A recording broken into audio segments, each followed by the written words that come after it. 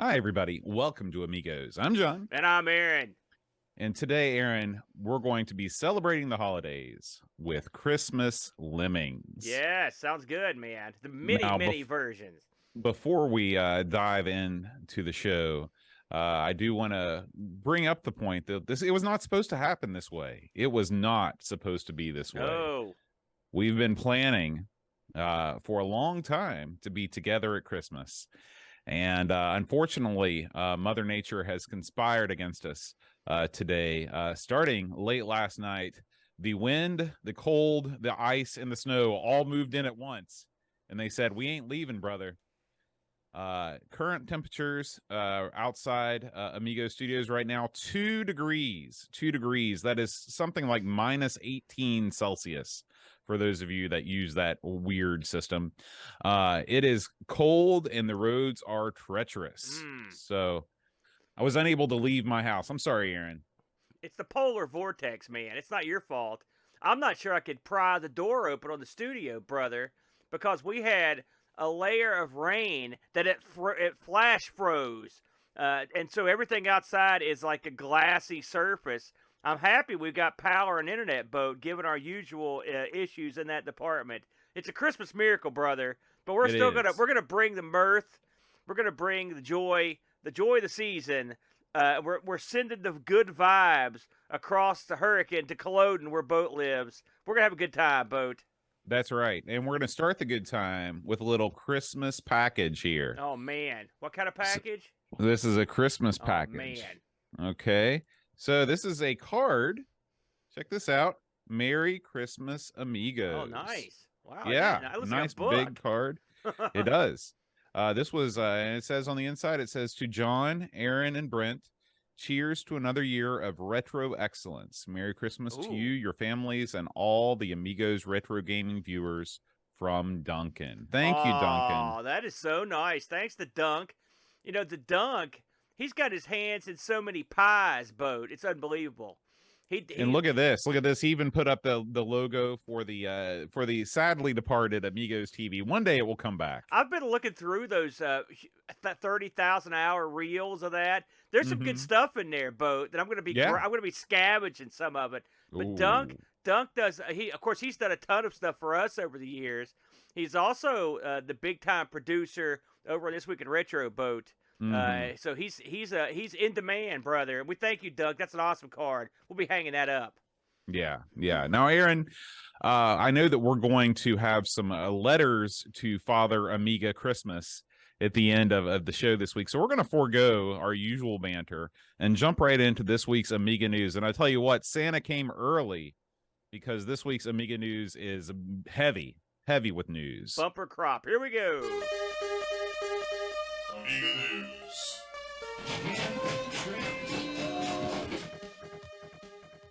Yeah. Gamble Train, brother. The Gamble Train was a lot heavier. That was a more heavily featured item back in the day. As I sifted through these old Christmas shows, the Gamble Train came up again and again, and I had to have the phone like this, right off. I can see what the stories were. Sorry. People love that. Oh, yeah. Nothing says professional like being completely blind. Well, Aaron, I'll tell you what, if you're a fan of physical copies of Amiga games, you are in luck. This is the year to be around because 2022 has brought a smorgasbord of physical releases to the Amiga, and there is a video up from a famous YouTuber, Modern Vintage Gamer, that details all of these new releases. He talks about Devil's Temple, which is this absolutely amazing looking kung fu homage. It started out as a demo of that last night. It's really good. It started off, I believe, as just a straight port of kung fu, and then he sort of made it his own, and he made it 1,000,000 times better. Yeah.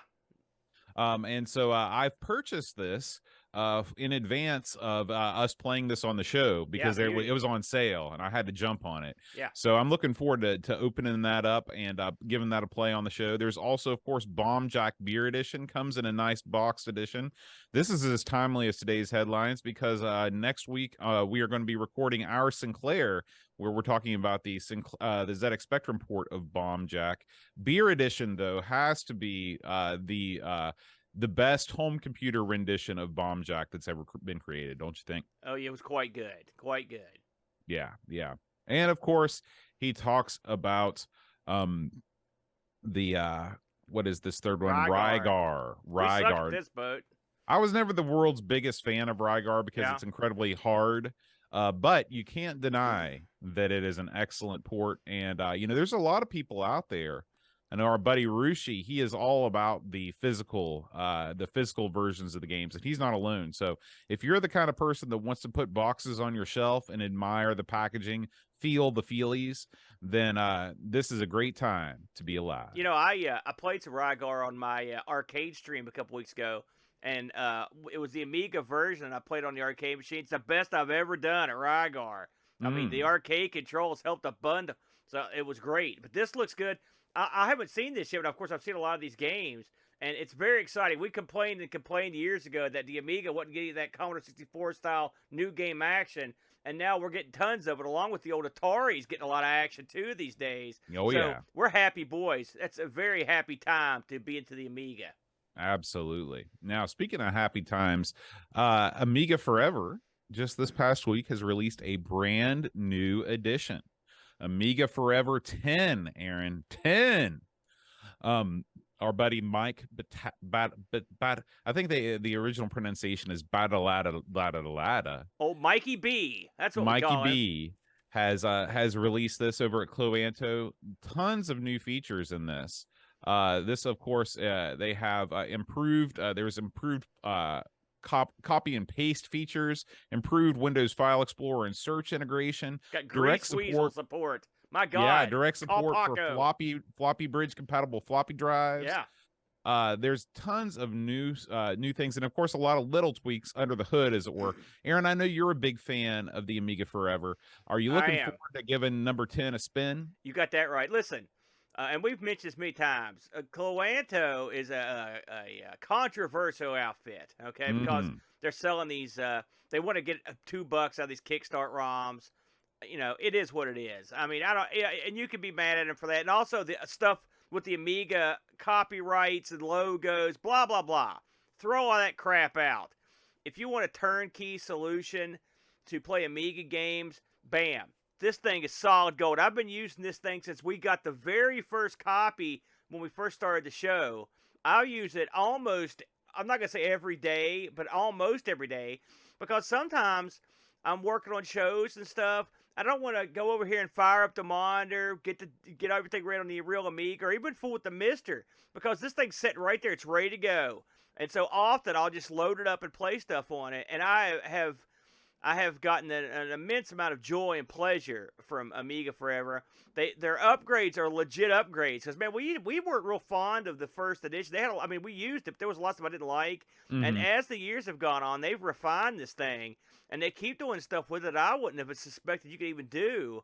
And so I'm a big fan, big fan of Amiga Forever.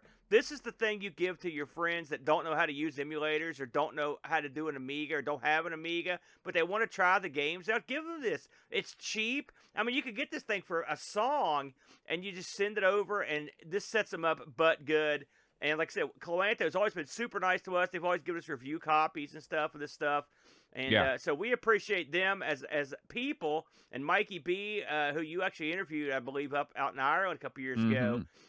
You told me he's a real good guy. He's always been nice to us. So give these guys a whirl. Put the politics aside. If you're looking for something that you just turn on and play, this is the solution for you. And that's I'm not right. chilling, brother. I'm just saying it's the facts. It's worth noting that C64 Forever has been released simultaneously, the 10th version of that. Also great. I use both of those all the time. Yeah. All right, Aaron. Now, we touched on this a second ago, but I did want to bring it more to the fore. Devil's Temple is 50% off. you can get this thing for only £7, which for a fully featured, fully functioning game, that is a heck of a deal. This sale is being extended over Christmas. And of course, you can also pick up the boxed editions of all of McGeezer's games over at geezergames.co.uk.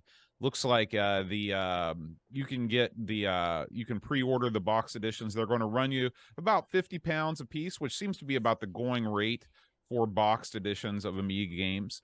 They do also have DIY floppy editions.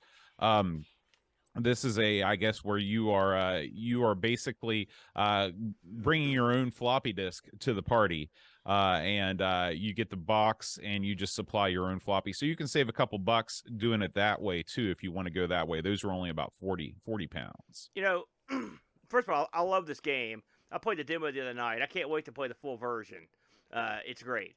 But my son just rolled in here, live notice here, Boat. A package, believe it or not, just arrived at my door, and there's so much ice that we can't open our screen door. So that's how bad it is. It's literally frozen shut. So I guess Oh my gosh. I'll have to, after the show, I'll have to go get the butane torch to kind of get myself out of here. That's some cold. But this looks great. McGeezer's all man, Boat. Good stuff. I'm looking forward to getting this. This looks great. Now, Aaron, this might be your news item of the week. Everybody knows that the Pinball Dreams series was a huge hit on the Amiga, but of course, not all the games appeared on the Amiga. Pinball Dreams 2 was only released on PCs. Until now, Aaron, until now. There is Tucanem is the developer, who is currently working on a Blitz 2 port of Pinball Dreams 2. This was developed by Spidersoft instead of 21st Century Entertainment, released in '94 towards the end of the Amiga's life. And so we've never gotten this before. Did you ever play this one on PC, Aaron? Yes. And so this is Spidersoft stinks. Okay, they're no good. Okay, and their pinball games are notorious for not being that good. Now, with all, and I did play this because I was like, "Holy smokes, Pinball Dreams 2! How did we not get this on the PC? It's going to be all man." Now, I will say it's been a dog's age since I played it. Okay, so these may be great, and I'm going to give the fella credit for porting these over because why not? You know what I mean? More tables, and maybe they'll play better on the Amiga than they did on the PC. But Spidersoft, they have a rep for dropping the ball, the pinball.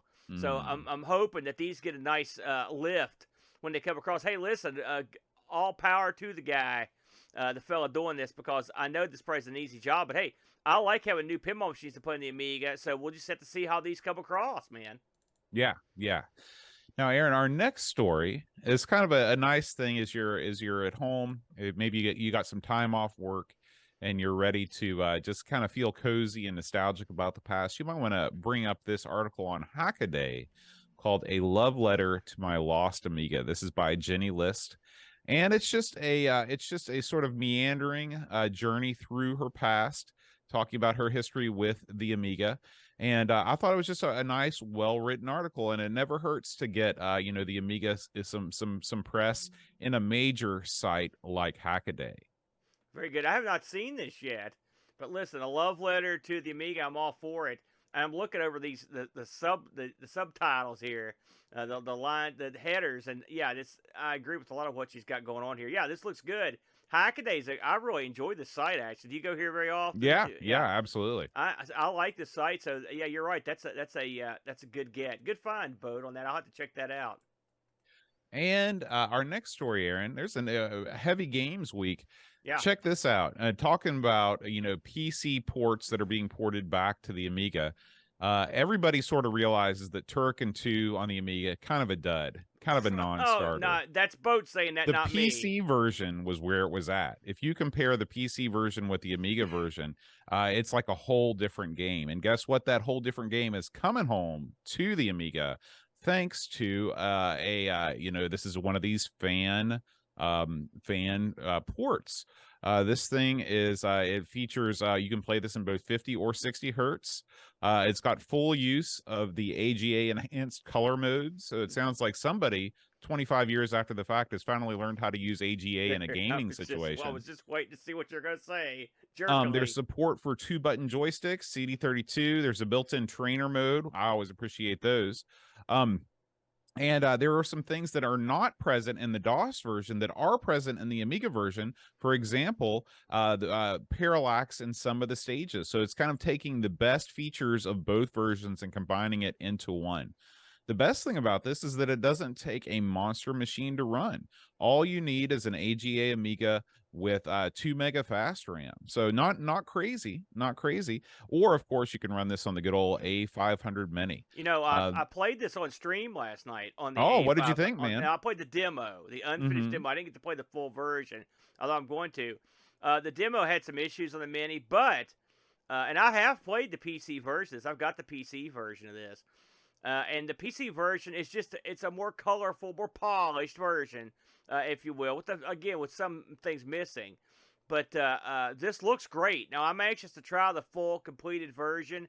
It should be a lot of fun. Like you said, it doesn't require like an Ultra Amiga, so you should be good to go there.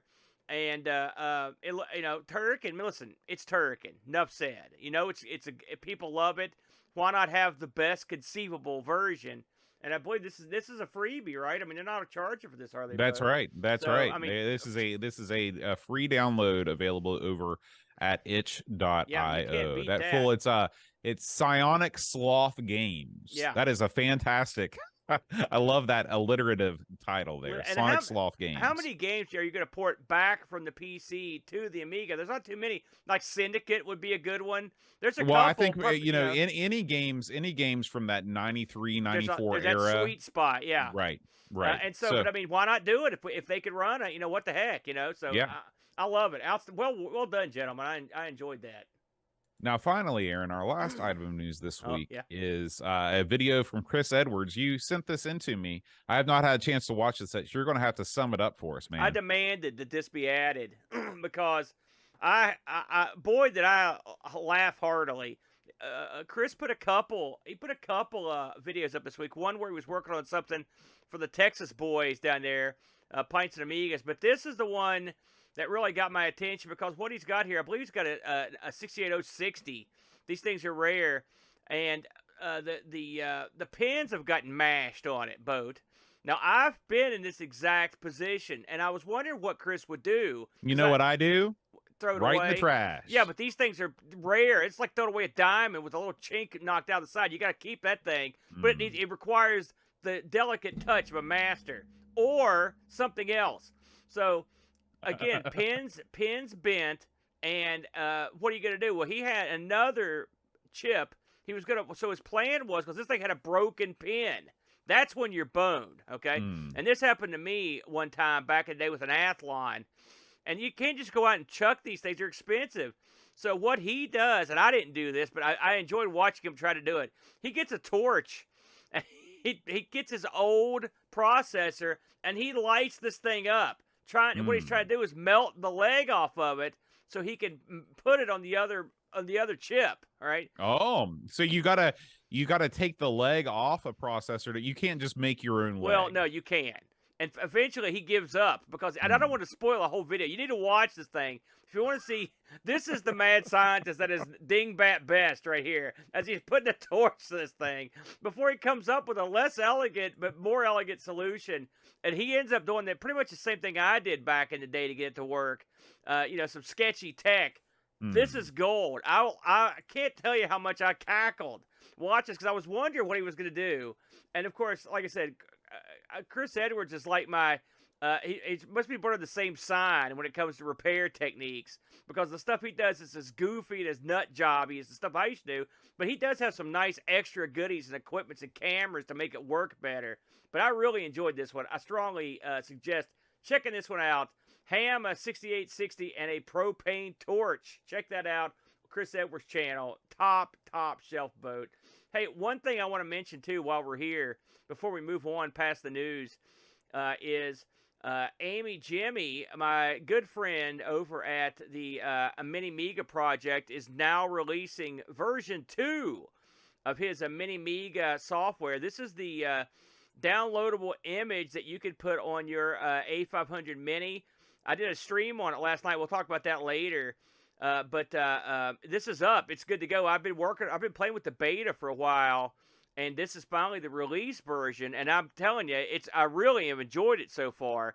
If you go to minimiga.com, you've got all the information there to join his Discord, get access to the download. He's got other flavors that's coming out, Bode, including one that I'm really looking forward to, which will be on the Mister. And that is going to be a game changer. Yeah, I've already played the one he's got on the USB, and it works great. But unfortunately, on a modern board, with all the extra UEFI or whatever the crap it is that Windows puts in, you can't boot off of it. Yeah, I do too. He's also got a Raspberry Pi version that he's working on, so there are a bunch of flavors. But if you've got an A500 like I do, and I just hooked up our good buddy Eric Nelson over at Pixel Gaiden too. I got him involved in it. He's got the thing up and loaded. He got his A500 Mini, and just the first thing he did was put it on there, because you're nuts if you don't. It makes your A500 Mini about 1,000,000 times better. So I wanted to give him a shout out. That's AmigaMini.com. Go check him out. Sign up. Throw a couple bucks his way too while you're at it, because he's doing good work over there, Boat. What are the chances we're going to see an Atomic Pi version of this thing? They're not. You're not waving the flag anymore? Listen, the Atomic Pi is safely, securely, and warmly tucked into my Cocoa case over here behind me. And the second I need it, I'll spring that sucker in action. You know, maybe one of these days I'll just send the Cocoa case up to Frank and just say, put something in this, and I'll take the Atomic Pi and do something else with it. All right. Well, talking about Frank, Aaron, it's time to talk about RetroRewind.ca. And they have a special announcement this week. Retro Rewind has opened their own Mastodon site. Are you down with the Don, Aaron? I'm not. In all honesty, as you know, Bode, I'm not what I would call a big player on Twitter. You know what I mean? You sort of become one though in these past 6 months. No, I see you're tweeting on there. I'm trying to do better. Yeah, the second I start getting involved, everyone goes bananas. And so a lot of people are heading over to the old Don, the Mastodon. Now, I have not headed over there because I just don't care that much, if I'm honest. I'm lazy. But I've seen a lot of people heading over there, and Frank jumped on it and got over there. So he's got a Don account. If you go to https://retrorewind.social/explore, that will get you set up on Retro Rewind's Mastodon account. And, of course, you can always go to RetroRewind.ca, his website, to take care of all your business, Boat. What can they do over at Retro Rewind, Boatster? Everything from flash carts to diagnostic ROMs to cap kits, as well as a full suite of hardware repair services. If you have a machine that is not acting right and you don't feel confident with your skills, or if you did feel confident with your skills and you made it worse, then you can send it on over to Frank, and he will take care of it for you, and he will make it good as new or die trying. Well, maybe he'll just make it good as new. Yeah. Frank, we saw Frank over at the Boat Fest last year with Jason Warrens, his partner in crime, and they went to work, brother, fixing stuff right before our very eyes. They had work morning, noon, and night. They never stopped because people came to Boat Fest to see Boat, of course, but they also came to drop their stuff off at Frank because they knew that their stuff was going to come out of there in a sparkling, fresh way, Boat. That's why I came. That's the only reason. So anyway, load up your cart full of goodies. Use the promo code Amigos10 when you check out and save yourself 10% off the already low prices. We thank Retro Rewind for being a supporter of the Commodore scene, and we appreciate them for being a sponsor of Amigos. Right on, brother. You ready to tackle Xmas Lemmings, Aaron? Oh, man. You got to tell me which one to tackle, dude. Let's go for it.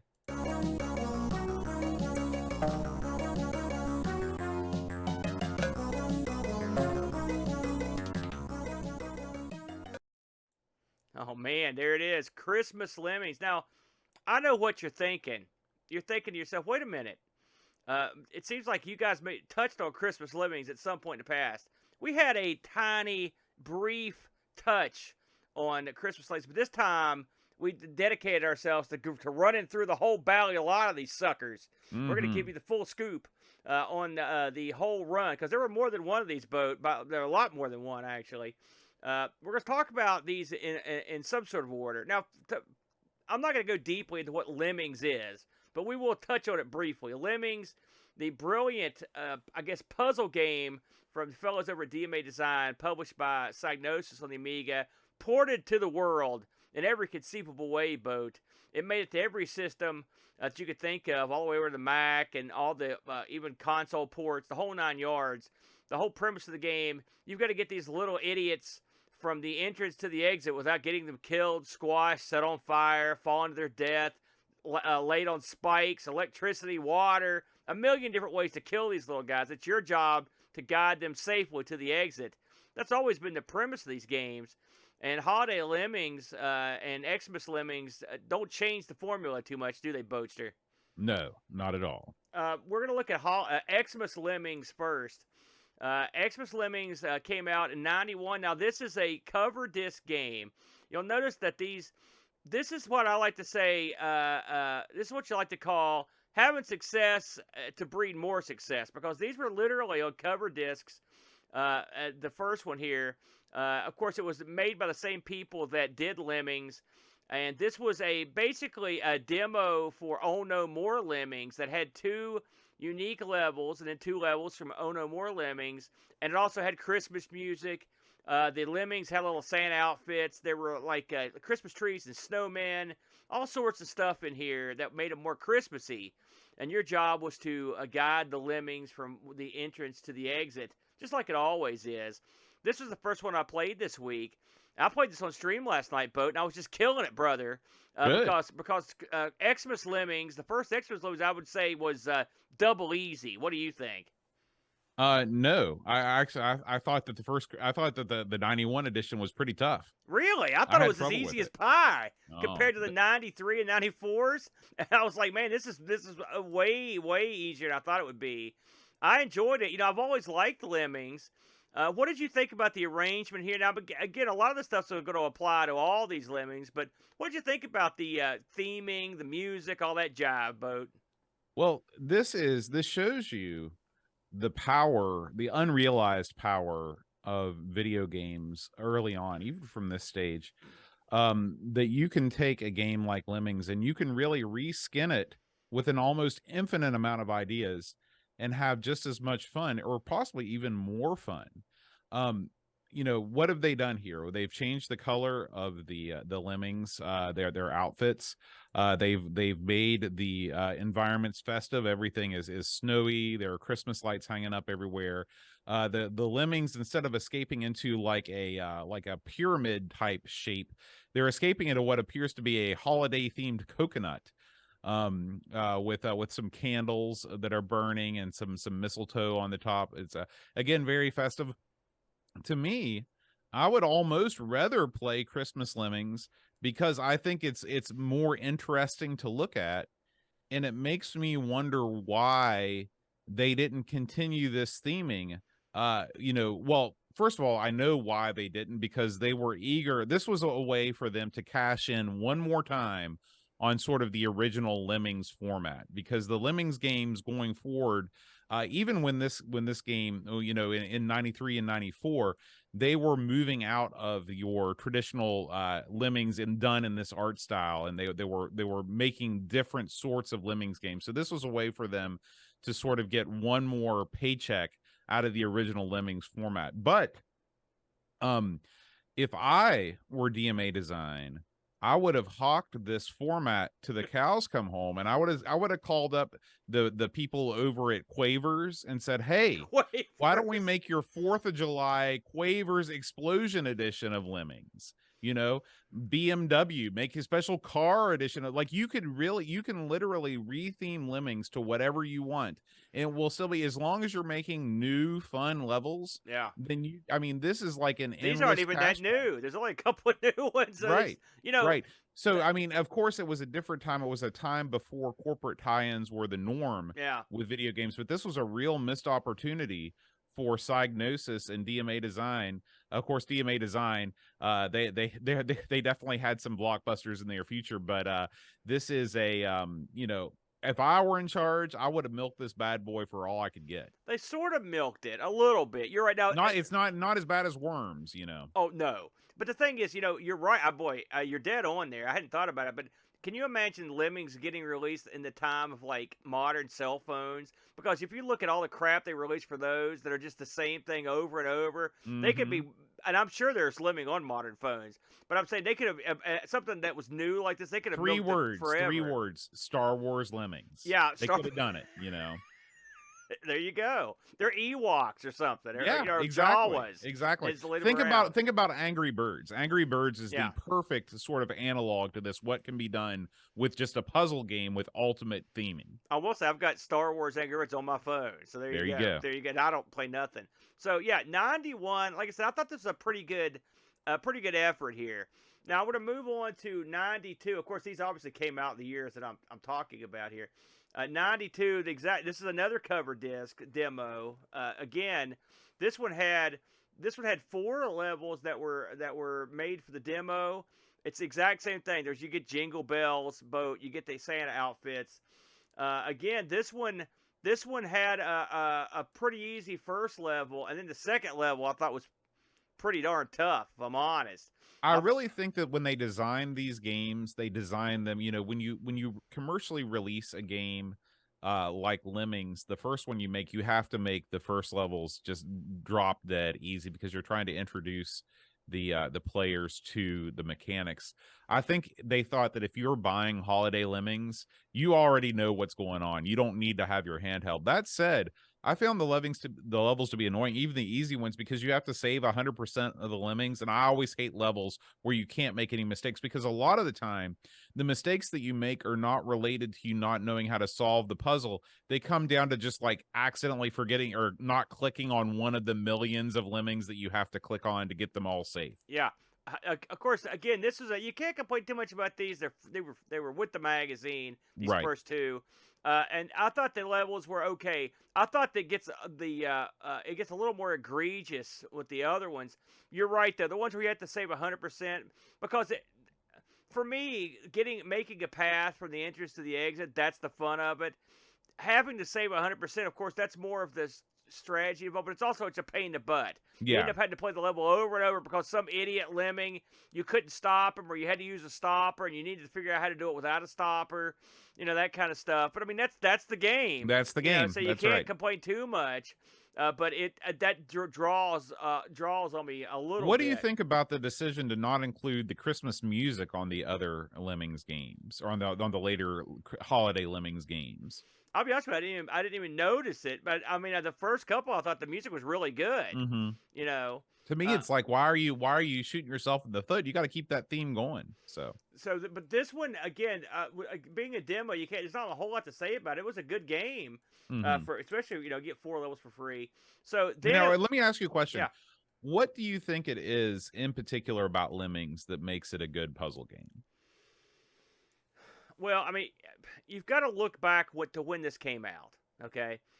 I had never played a game like it. Now that's not to say that something else out there wasn't similar, but I'd never played anything like it. It was the perfect melding of cute characters and special effects sounds. They got all that part down. They did all the secondary stuff. And then they paired that with a game that's a puzzly game, but it's not a boring puzzle game where you're looking at a series of squares or your triangles or you're trying to rotate stuff. This is an action puzzle game. You've got to get in the mix. There's hand-eye coordination. You've got to be in there and you've got to be active. And so it's almost like you're the hand of God and you're guiding these little creatures to keep them from killing themselves because they're such morons. And all that stuff adds up. Then the levels were often very clever. Now, not every level for this game was perfect, but a lot of them were. But the game, I thought, especially the original game, it had a pretty good learning curve. That goes a long way. Now, there are parts of the game that didn't age well, if I'm honest. They probably were never good. I noticed, especially, this is another thing I don't like about the 100% levels. You have to sit around. When you figure it out, you've just got to sit around while these meandering idiots get to the exits. You know what I'm saying? Yeah, there's no way to speed up time, you at can least speed that I can up the find. drop of the lemmings. Right, you but can no speed one- up the drop, but not Right. the speed of the lemmings walking. And so there's a lot of sitting around. If you forget how many you have to save and you finish the level and you're like one off, that's brutal. I wish it would just say on the screen how many you had to save. It tells you the percentage you've got, but that doesn't tell you how many. but I mean, in terms of the mass appeal of the game, even the cute little opening they made for the first one, it was real sweet. The little lemmings climbing up the logo. Everything about it was just polished. DMA knew what they were doing. They knew how to use the hardware. Plus, and this is key, I think, Boat, this wasn't a difficult game to port. I mean, let's face facts. It's not like you're porting some kind of 3D engine here. This is a pretty basic game. It's not going to require a lot of effort to port these. Not to downplay it, but I mean, because the ports were good. Low energy. You heard it here first. DMA Design, low listen, energy. DMA, of course, we know they went on to huge things, but I'm just saying, I think what you've got here is a game that's got a lot of universal appeal because of the fact that everyone likes cute little guys. Everyone wants to save the cute little guy. But then again, occasionally you want to blow them all up, which was a brilliant addition. Plus, it's handy. So I think there's a lot of reasons why it got over, but the cuteness and the novelty of it, I think, was a big chunk of the reason. Would you say you agree with that? I agree with everything that you said, but I want to add a couple things. Yeah. The first thing is that there had never been a game where there were this many moving characters on the screen that you had control over. Just the fact that you could throw 100 lemmings on the screen and you see them all moving at once without any slowdown. I mean, now, was this technically impressive? Maybe not, but for people that didn't know any better, it was, because you just never saw that in games. You never saw 100 little guys moving around on the screen before. Yeah. So that was cool. The second thing is the amount of character, the amount of charisma that they put into these little characters' animations. I mean, I think the lemming sprites are something like 8 by 8 or something like that. They're incredibly tiny, obviously, but each job that the lemmings have, they are so the animation is just so cute and so clever that it never really gets old. You can sit there and stare at them, especially like the diggers or the guys that are kind of like mauling through the backgrounds and things. I just, even to this day, I still look at that and I think, boy, what skill in animation be able to animate something that small and still be able to mirror the action so well, don't you think? Yeah, these are pixel artists at their finest. There are, Amiga had good luck with these tiny characters. The Sensible Soccer games were great at that. The Cannon Fodder game was great at that. Even something like Walker, where the little guys are running around, you had to shoot them. I mean, so there's a precedent for those sorts of characters on the Amiga. But the Lemmings, I mean, you've got to think they do so much stuff, and in the later games where they do a ton of different stuff, you could have had little animations for all those little actions, and they've all got to be easily observable to know exactly what's going on at the exact second you look at them. So this was probably the number one little guy game of all times in terms of the things you had to do with the little guys. But yes, I think you're dead on. It was it's a brilliant game all around. Every part of it, from design to graphics, sound, they implemented it all perfectly. Now they did eventually, much like Worms. You mentioned Worms earlier. There's always a tipping point. And it's funny, Lemmings and Worms both had the same sort of tipping point as they went on in like the PlayStation and the PC when they tried to enter the realm of 3D. And I would say with not good success, because the early 3D Lemmings and the 3D Worms games were all horrible. It was the solution to the equation that no one asked to be solved. These are horrible. I mean, they tried, but it's a bad idea. You can't take everything into 3D. But these early ones, they were in the zone for sure. Let's talk about the commercial releases, Holiday Lemmings. They had one in 93 and one in 94. I'm going to kind of group them together. By the way, Boat, the commercial releases weren't on the Amiga, but they were on the Mac and DOS, if you can believe that. So we didn't even get a copy of these. We're just going to talk about it real quick. It's neat that the Mac got in on the action. Of course, the Mac could easily pull this stuff off. And I think the Mac audience is probably, I mean, at this point, they were probably making them for everything, I guess, at that point. But the good thing, if you're going to get one of these two packages, you're going to want to get the 94 edition, because it's got all of the levels from the 93 edition in it and all the Christmas levels from the previous edition. So it's the one to get. Mm-hmm. I did try them both just for fun. They play okay, just like you would expect, as long as you have a PC or a Mac. We're not going to delve into them too deeply. But still, a lot of fun. they had to make a few bucks on these things, and eventually they turned them into some cash. Now, Holiday Lemmings, I don't. There's a rare Amiga release of the Holiday Lemmings '93. Did you know anyone that actually owned this? I mean, I think this was a pretty Did I know rare anyone one. that actually owned an I mean, Amiga? have you ever? Yeah, no, the '93 version. Have you seen? I couldn't even find anybody talking about owning this, but I think it was released. But I have no way See, to know for sure. I watched the LGR retrospective on Christmas Lemmings, where Yeah.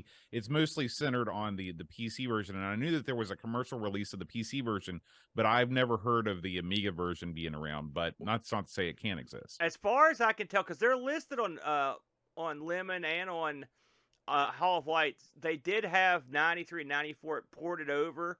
So, but I mean, they must have been in pretty small numbers because I couldn't find it on eBay or anything either. So, but again, these are the ones to get. They've got all the levels, and of course they're easily accessible, especially if the DOS version. I've got it for the for my big DOS setup here.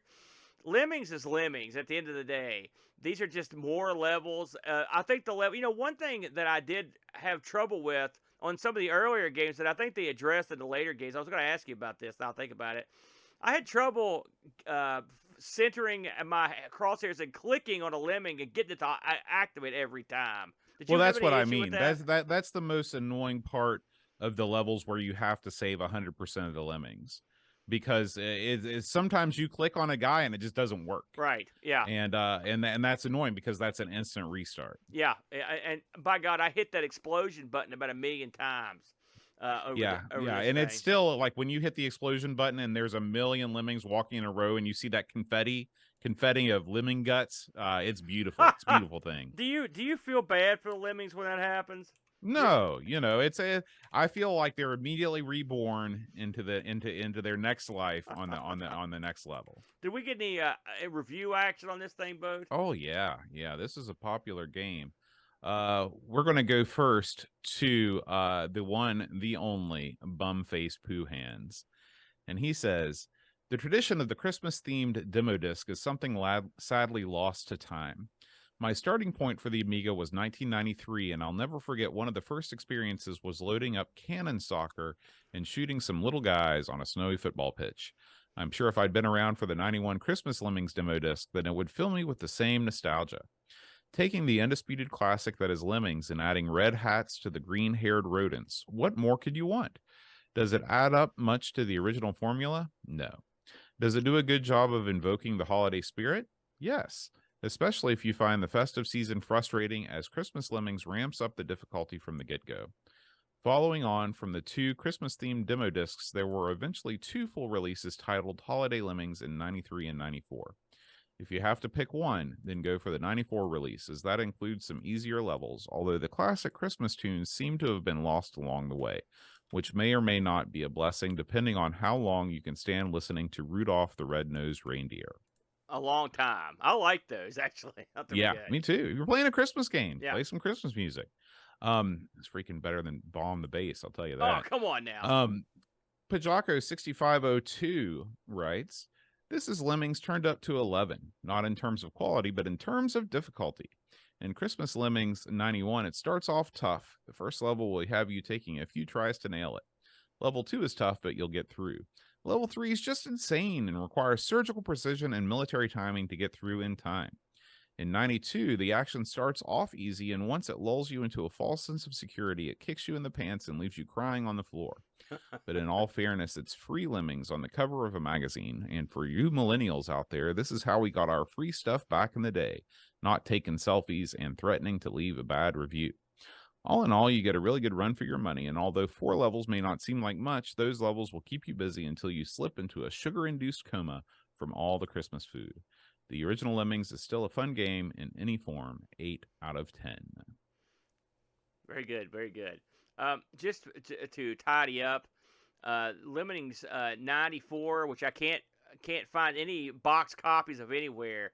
You can get it for the Amiga. It's got a rating of 8.24 on Lemming, or on Lemon. Listen to me. So if you get one, that's the one to get.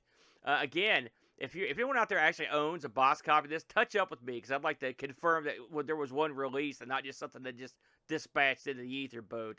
But Yeah. overall, I will say when we decided what to play this week, I wasn't, Lemmings is one of those games it gets beat to death. I mean, I've played it a bunch of times. I wasn't exactly licking my chops, but I'm gonna tell you, after loading it up, I actually sort of enjoyed myself. I can't deny it. It was a lot of fun. I liked. It was fun to actually beat the 4 levels. I felt like I accomplished something minor, Hmm. if anything, and then go on to try the other ones. And a couple of these I just never tried. Like I said, I didn't know a couple of these even were released on the Amiga. So the fact that they exist in some capacity was at least a lot of fun. But yeah, if you've got a few days before Christmas, get this out, fire up some Lemmings, listen to some nice Christmas tunes and some of the early ones, have a good time. All right, Aaron. Well, let's leave Christmas Lemmings and move on to more festive stuff. Our this week's community updates on the YouTube Right channels. on, brother. So, just a couple things to go over this week, Boat, and I'll let you handle the first one. Me and you took a look at the newest Nick Marente's offering. It's Jumpin' Joey. Yeah, so this is a game for the Tandy Color computer. It will run on any Tandy Color computer. It is a homage to the classic game Frogger with a twist. There are 3 different levels. You're going through a city street, a cattle stockyard, and of course the infamous river with the logs floating around. If you are a fan of Frogger at all and have access to a Coco or an emulator, I suggest you check this game out. Jumping Joey, just the latest in a long line of Nick Marente's games that are really, really fun. So I enjoyed this episode of the Coco Show. Of course, anything in semi-graphics mode, I love. I love the big chunky 2600 style graphics. Yeah, this had a real Atari 2600 vibe to it, Bo, which I Mm-hmm. enjoyed. And Nick always, hey, listen, Nick does quality work. And I will say, when I saw this, I'm like, man, this looks low res, brother. But it actually, man, gameplay is king and it plays great. And the graphics he used look nice the way he's got them done. So I was pleasantly surprised, if I'm honest, Bo. Yeah. One more offering to talk about on our main channel this week, and myself and that pesky the Brent got together this week for some ARG action, and we took on the very holiday themed and festive bad arcade ports. We didn't think that far ahead, if I'm honest, but we tried to pick a couple bad arcade ports. And I don't want to spoil the show, but you could judge our success on how bad they were. I know you played them, Boat, so I know what you Yeah. thought about them. We looked at Pingo on the Atari 2600. That was picked by me. And my brother picked 720 degrees on the NES, the arcade port of that. So a couple arcade ports that were supposed to stink. Listen, everything I'd heard, they were not that good. But again, you can be the judge. We had a good time, Boat, playing games. That was actually a lot of fun. And then it's funny, right after the show, Brent got sick. So he's been I out think of that it for a couple this days. should be the theme of every ARG presents going forward, where you're just like blah blah blah question mark, and then Well- it doesn't matter if what you pick is related or not. Like Genesis game Super Mario. Well, it turns out it's not, Well, but I wanted to play it. So here we go. Listen, we try to stay on target, and this is the problem with with an episode like this. I wanted to play something new. You know what I'm saying? Because I could have said like, "Hey, I'm going to play Outrun for the Amiga." We all know that stinks. But I thought I'm going to try to play something I haven't played before. I didn't judge for myself. Yeah, So I think it's great. but we had Plus, I played both these games, so I could easily review them. So you liked Pingo, didn't you? I did. I thought it was as an Atari 2600 port. I thought it was among the best. Yeah, and in 720 is a polarizing game. Yeah, but you either like it or you hate it. But the NES version, I thought, did a good job of bringing it home. Yeah. So that's all we did on the main channel. Now we had a few offerings on our Amigos stream team channel, stuff that was streamed. I'm breaking out the Thanks for Giving 2001 shows that I never released, Both, which was over half of the Amiga or the Thanks for Giving marathon, and this is the part 4 Thanks for Giving marathon where we look at the NES and the Neo Geo. We had a good time that year playing these. I always enjoy playing Neo Geo. There's so many good games for it, although we didn't pick them. But there are good games for it. It's funny because do you remember when didn't me and you cover Neo Geo and ARG way back? Wasn't that one of the ones we did? Back. Do you remember what we did? Nope. I don't either. And I remember you came up with a clever title for the shows back in those days too, which I always thought was neat. You're a true artiste, Bo. Well, that was why I stopped doing ARG Presents, because I spent longer coming up with the clever title than I did playing the game. Yeah, I understand.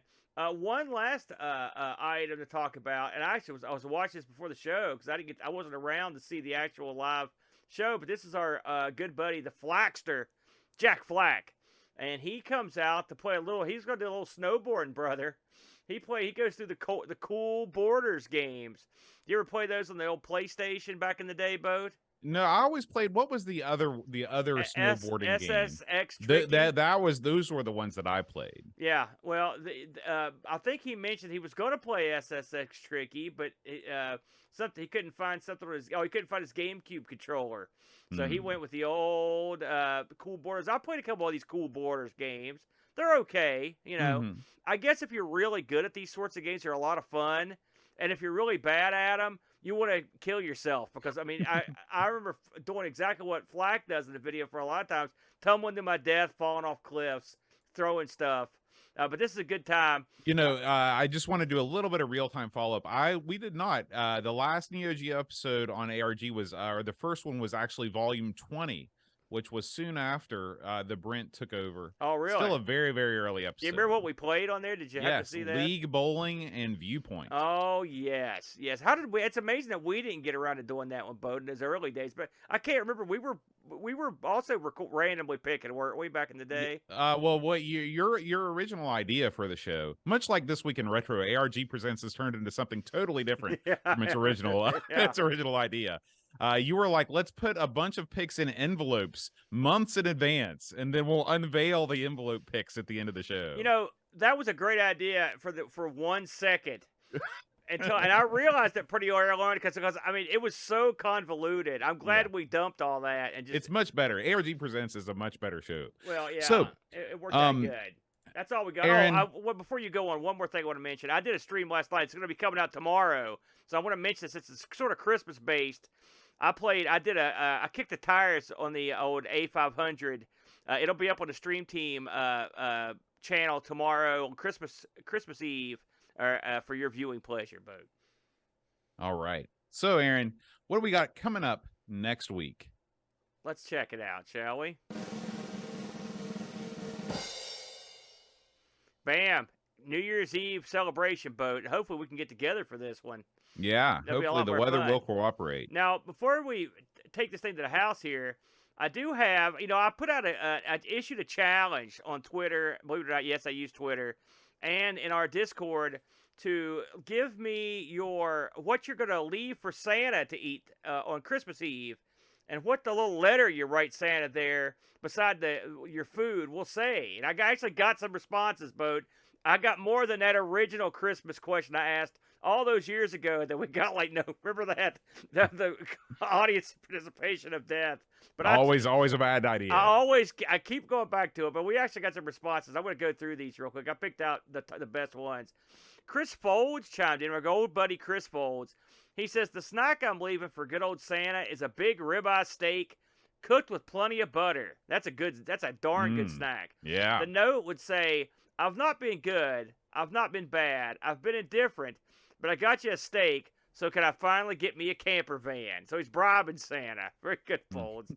Our buddy Adam over to Computer Chronicles and the Fine and Tandy podcast simply chimed in, Santa, I've got this rash and it burns when I pee. Is that the Christmas spirit? Very good. That's very, very good, Adam. Ryan Cease writes, he would leave white fudge Oreos. Those are good eating, Boat. And his note says, here's a little something so that all of our stockings are filled and tree lined with presents, along with good cheer for all. Now, see, that's a traditional message, Boat. Yes. Our good buddy Petzel here chimed in, just under the wire, Boat. He says, Santa's snack would be a nice slice of raspberry pie. You see what he did there? He says his note would say, Dear Santa, I've been a good boy this year. I've not talked politics on the Amigos Discord server. I seeded the Amiga torrent over 100 gigabytes. I even took my wife on a vacation. Yeah, she thought we were going on a cruise called Boat Fest, but it's not my fault. She didn't question why we were boarding a ship in the hills of West Virginia. Santa, please bring me my childhood. Bring me the feeling that the future was unlimited and that happiness was just around the corner. Can you put my naivete in a box so I can take it out and wrap myself in it when reality gets to be too much? Please put my innocence in a stocking by the fire so that it doesn't grow cold. Your good boy, Christopher. That's a touching sentiment there, Boat. It is. I love it. I can tell that you were moved. And lastly here, from our good buddy Barkbit, musician extraordinaire, does a lot of the music for us. Barkbit writes, "Hey, for old Saint Nick, I'll be putting out a brandy butter mince pie." What's that mince pie? What is in that again, Boat? Mince pie is actually like it's like a fig Newton, a British fig Newton. Would you eat a brandy butter mince pie? Oh yeah, oh yeah. You had me at brandy and butter. And Barkbit writes, so this is beautiful here. "Silent night, holy night, looking for you to start up a fight. No, what I am saying, 'tis ain't the season. Just settle down, children, and listen to reason. Wow. Be kind to each other and play a good game. And Santa, leave no top banana." That's lame. That's freaking yeets, man. That's beautiful. Great. Thanks everybody for participating in that. I think that's some good stuff there, Bo. It gets me right in the mood, my friend. It is. It is. All right, guys. Well, thank you as always for listening. We hope you have a very Merry Christmas, and we leave you with the haunting love theme of the from Xmas Lemmings.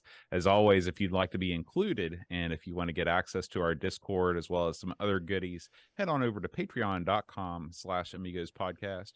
Or you can subscribe to our channel on twitch.tv/Amigos Retro Gaming if you like watching us live on Friday evenings. Again, Merry Christmas, everybody. Happy holidays. And we'll see you at the New Year's Spectacular. Adios. Adios. Let's go.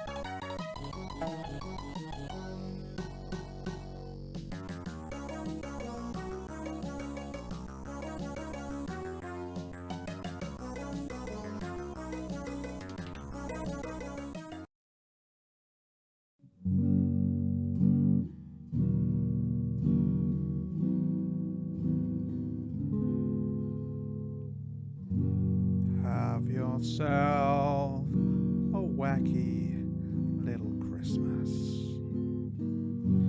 Though this year may bite,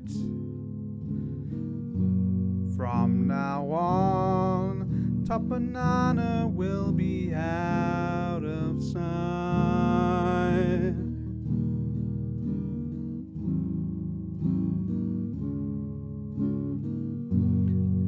Yourself a wacky little Christmas. Don't mention AGA. From now on, West Virginia won't be miles away.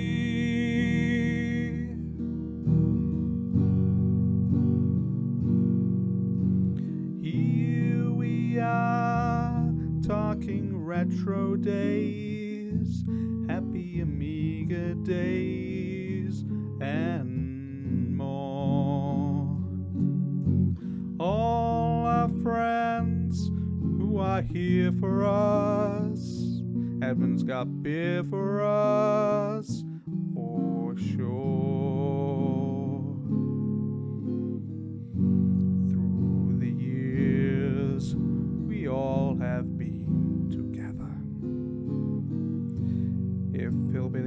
internet allows. The gamble trains coming over hill brow.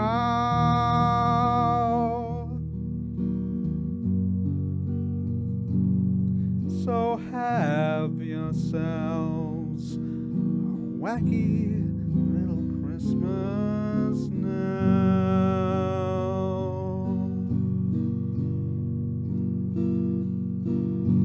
Hearing Bo singing Patreon songs, it goes on too long for sure.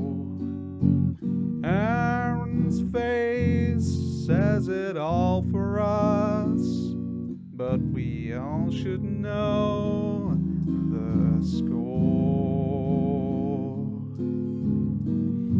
Through the years, we all have been together. When the internet allows,